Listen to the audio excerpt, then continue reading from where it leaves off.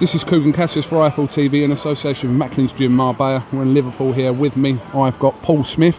Well, Paul, massive news just been announced that you will take on, pound for pound, they say the second best fighter in the world, Andre Ward, 20th of June in Oakland. First of all, how did this happen? I was just offered it. I was offered the fight, and it's Andre Ward, and why not? Well, the way I look at it is I'm trying to look at the positives in it all the time, and there's not that many when you're fighting someone like Andre Ward, but I'll be 100% going in there. I'll give every last thing I've got. Yeah, he's had a lot of inactivity, he hasn't fought in a long time, and what else am I going to do? I've been offered a chance to fight Andre Ward. For what they're offering me for it, I'd fight Klitschko for it. You know what I mean? It's a massive opportunity. It's a massive opportunity to test myself against the best in my weight, and he is the best. He is the number one. I've said that time and again. As long as he's not fighting Froch as the number one, but the minute he comes back, he's back on top again. He's beat Froch, he's beat Abraham, he's beat everyone around him. He hasn't lost a fight since he's been 15. But it's a massive opportunity and a massive chance for me, and I'd be an absolute fool not to take it. I've been getting a little bit of stick over taking it. Why are you taking it? My attitude is, why wouldn't I? It's not about having a pair of balls or being scared of someone. It's about everything. It's the opportunity, and it's having the balls to go in there with him, which I've got plenty of. But it's a no-brainer for me. It's an absolute no-brainer. It's not like I'm 21-0 and got a record to protect, or I've got anything that to protect. I lost my last fight. I'm lucky to be getting chances like this, and it's a massive chance, a massive opportunity, and I'm taking it with both hands. You're absolutely right. Obviously, if you've got a fight with Andre Ward offered to you, and like I said, you'll be a fool to turn it down if you're going to get into a ring. But you could probably see cynical people out there saying that after suffering back-to-back world title defeats, has Paul Smith done anything to deserve a fight with Andre Ward? Can you see that side of it? They said that the first time, with Abraham, I didn't do anything to deserve that. Rankings are rankings. I can't control rankings or dictate rankings. I got the fight.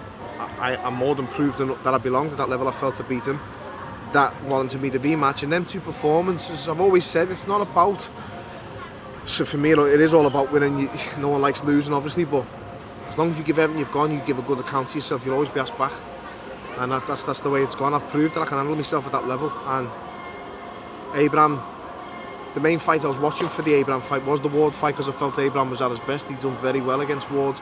He lost the fight. It was a fair scored fight. It was a fairly scored fight. It was a good performance from Abraham in the way that he got out of his usual lazy rhythm, which he did with me in the second fight, and he gave a good account of himself, and that's what I felt I've done twice on world level. So I've got this chance. Listen, what do people want me to do? Stay at domestic level or go back to domestic level, which I didn't want to do. Win the British outright and then stand there and knock on the door. Right, where's my world title fight now? I've just won the British title outright. There's no opportunities then. They've all gone. I've missed the boat. You've got to take what's given to you and what's offered to you. This has been offered to me, and I've took it both hands. To be fair, this isn't a new link between you and Andre Ward, because there was talk about you fighting Andre Ward. You spoke about it before the Abraham rematch, didn't you? I said that. I said I was offered to fight with Andre Ward, and people laughed it off, but I was, and I've been offered it. I took it because I said no then because I had Abraham, and I took the Abraham fight because it was a world title fight, and I felt it was a more winnable fight after going 12 rounds with him the first time. I knew I had the beating of him. I was proved wrong in the second fight. He beat me, but I was offered the Ward fight, and it's back on the table now, and I've took it with both hands. If we're looking at the facts here, Andre Ward undefeated in his career, regarded as pound for pound one of the best fighters in the world, regarded as the best super middleweight in the world. You're coming off the back of 2 defeats. What is in your head that convinces you that you can go out to Oakland 20th of June and upset him? That's how it is, and upset him.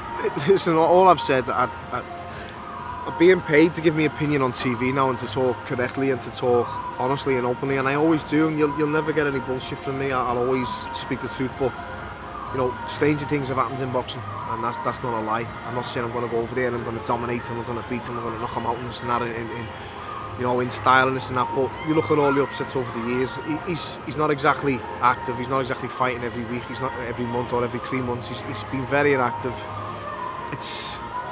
I'm never going to get a better chance to beat him.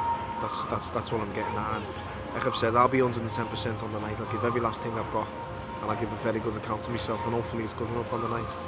You've seen it before with upsets happen, they happen in boxing.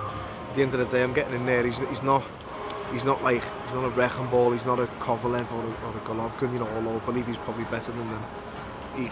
He's a very technical fighter, a very capable fighter who doesn't know how to lose. He finds a way all the time, but everyone's got chinks in their arm, and everyone's got, you know, ways of being beat and ways of being hurt and things there. And I'll sit down with Joe and we'll discuss that and we'll look through it. But all I've ever given him in every time I've been asked is 100%, and I'll give that again. And I'll go over there and give every last thing I've got. And as I said, stranger things have happened. I mean, I'm sure you've been asked after the first and second Abraham fight, is this your last opportunity to get a world title? Yeah. So I'm not going to insult you by asking you if this is your last chance here again, because things happen in boxing. And I thought that last time was, and you're right, you asked me last time, and I'd be a fool to say, no, I believe I'll get more, but it's all back down to that, you know. It's not you can lose fights. I don't want to give that message out, you can lose and it's okay. It's not okay. Give every last thing you've got in there to win, you know. I remember round 8, I'd been hurt off Abraham in the 7th in the second fight, and I could have fiddled my way through the last 4 or 5 rounds and just took the loss. But you can go for it. The worst thing that happens is you get chinned, so what? You know, you go out and you shield and you give everything you've got, and that's all you can ask from a fighter. After doing that, people will praise you for it, whether it's rightly or wrongly, whether you want to accept that praise or not. You know, I don't like being praised and having people, oh, well done. You know, it's nice from your own people, it's nice from friends and that, but you shouldn't be praised for having a pair of balls. That should be standard for fighters for me, especially, you know, the way you fight, the gym you're from, the area you're from. You know, having balls and digging in should be standard, and it should be the norm. But if you do that and you show that, you will get asked back. And I'm not sitting here preaching, I'm not the best fighter in the world, but you give a good account to yourself and you get the opportunities. You've always got to be in the right place at the right time, and I always am. You've vacated recently the British title. Why did you have it for so long? Because the board wouldn't let me defend it. I've offered the board 5 opponents. They know this. I've asked them for 2 years, let me defend my British title, please. I'm not earning title money. I'm fighting non-title fights because you won't let me defend my British title, because the 5 opponents that I gave them, I'm not going to name them and put them down, but I've gave the board 5 different opponents. I spoke with Eddie about it. You know, they were all in the top 10, top 11. I wrote the board a letter twice asking them, you know, please let me defend my British title. And they wouldn't let me fight them because the opponents weren't deemed good enough. So I've been waiting for 2 years trying to defend it. I've had a few people on Twitter having a go, why don't you fight him for the British? You know, he deserves a shot in that. I asked the board for him and they said no, you know, he wasn't good enough. So it's not my job to do it, it's the boxing board to let me defend that title, and they never. I said this in the meeting I had with them Wednesday.